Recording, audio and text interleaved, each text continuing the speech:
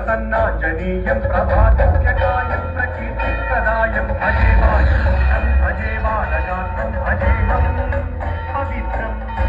అది రామాయణ మహాయుద్ధం భీకరంగా సాగుతున్న తరుణం. శ్రీరామచంద్రుని సారథ్యంలో వానర సైన్యంతో విజృంభిస్తూ లక్ష్మణస్వామి తనతో పోరాటం చేస్తున్న రావణుడి కుమారుడు ఇంద్రజిత్ తలని బాణంతో ఒక్క వేటుతో వేరు చేశాడు. ఇంద్రజిత్ మరణవార్త విన్న రావణుడు ఆవేశంతో ఊగిపోయి ప్రతీకారం కోసం పాతాళ లోకాధిపతి తన సోదరుడు అయినటువంటి మహిరావణుడి సహకారం కోరాడు.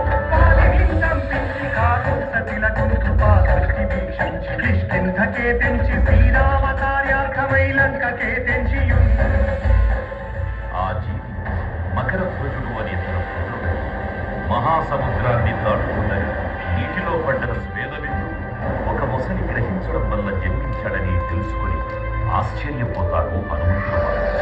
బ్రహ్మాండమైనట్టి ఆ శక్తిని వైచి